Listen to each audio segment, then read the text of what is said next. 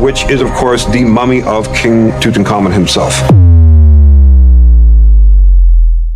Within 7 years of opening one Egyptian tomb, more than 20 people connected to the discovery were dead.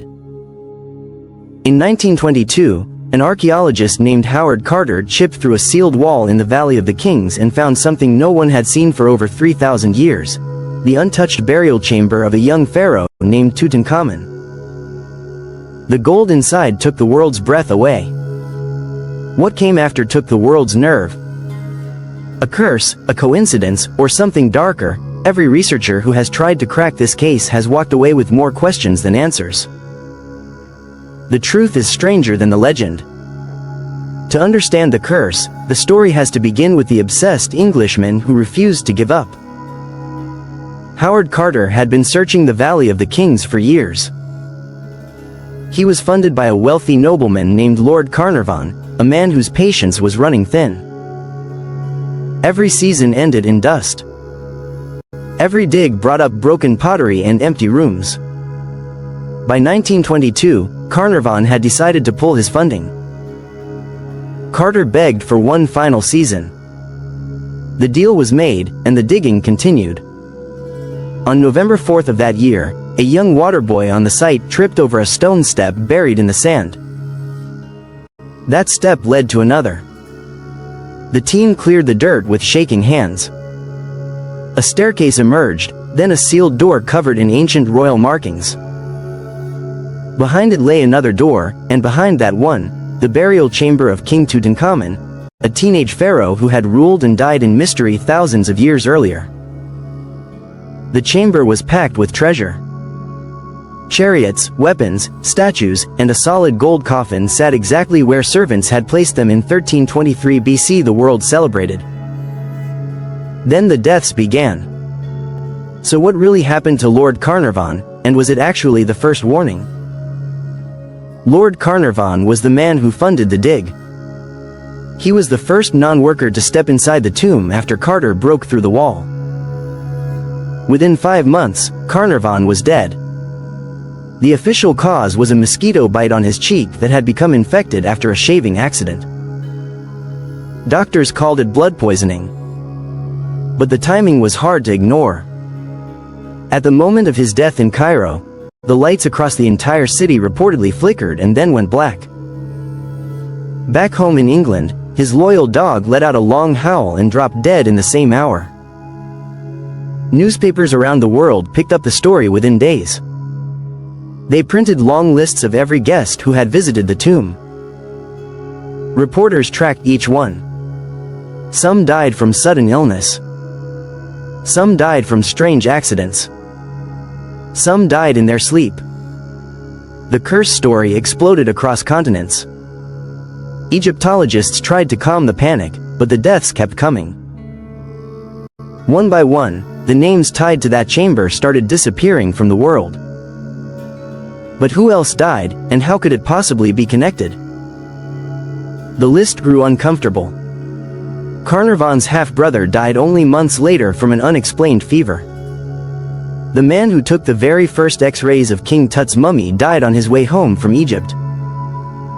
The American railroad mogul who toured the tomb died of pneumonia weeks after returning to the United States. Carnarvon's personal secretary, a healthy young man, was found dead in his apartment with no clear cause. His father, after hearing the news, threw himself from a window.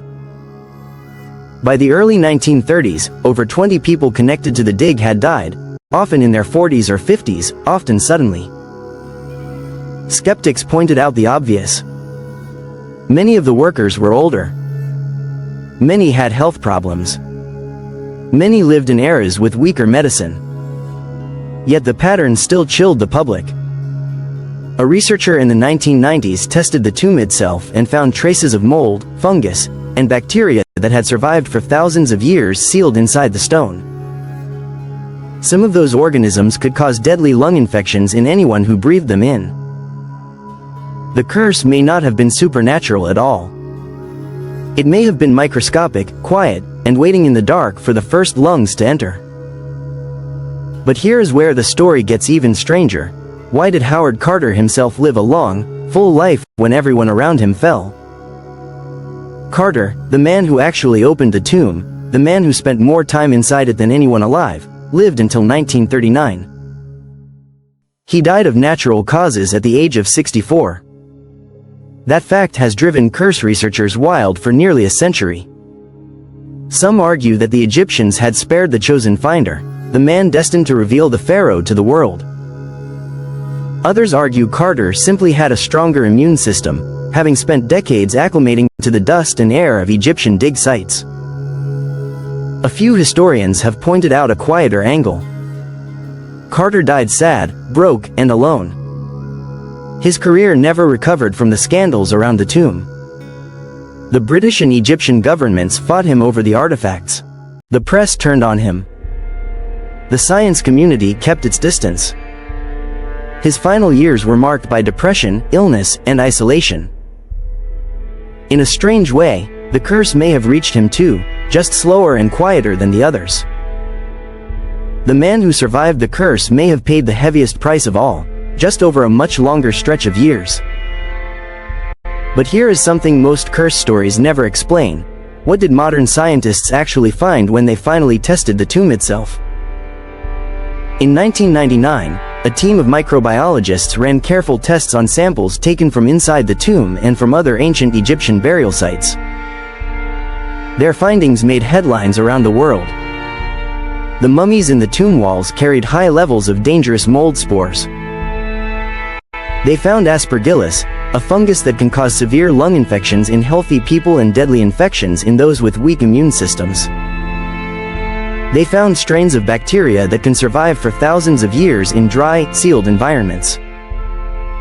The first researchers who walked into King Tut's tomb in 1922 had no masks, no gloves, no air filters, and no idea what they were breathing in. They inhaled whatever had been waiting in the dark for over 3,000 years. That single fact rewrites much of the curse story. Several of the early deaths fit the pattern of long, slow lung disease. The faster deaths fit the pattern of acute infection. The slowest deaths fit the pattern of immune systems quietly worn down by exposure over months. The curse, in other words, may have been real, just not the kind anyone expected. An ancient pharaoh's tomb may have been booby-trapped by nature itself, with traps measured in microns instead of stone. But why did the curse story spread so fast across the world, and who actually pushed it into the headlines on purpose? Part of the answer points to a single newspaper baron named Lord Northcliffe. He owned the Daily Mail in London. He paid for exclusive rights to the dig coverage. He needed the story to stay big for as long as possible. The curse angle was perfect. It sold papers across continents. It pulled in readers from every class. The headlines grew bolder with every printing. Authors followed quickly. Writers like Marie Corelli wrote articles claiming an ancient warning protected the tomb from disturbance. Mystics gave radio interviews. Mediums claimed to receive messages from beyond.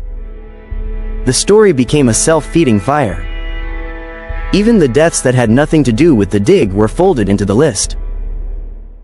Once the curse story was airborne, it was almost impossible to bring back down. The curse may have been real, but it was also expertly marketed by people who needed it to be. In recent years, several museums and tour groups have started using filtered air systems around the most fragile artifacts taken from the tomb. They have also started limiting daily visitor numbers, partly for preservation and partly for the quiet safety of the staff who work nearby. A handful of researchers still wear masks during long sessions inside the burial chamber itself. The curse, in modern form, is no longer a ghost story passed around at dinner parties. It is a real medical precaution practiced in silence by the people who care most about King Tut's legacy. The treasures of King Tut now travel the world inside glass cases. Crowds line up to see his golden face. Few of them think about the dust that floats up when ancient seals are broken, or the names listed in newspapers from a century ago. The pharaoh was a boy when he was placed in that tomb.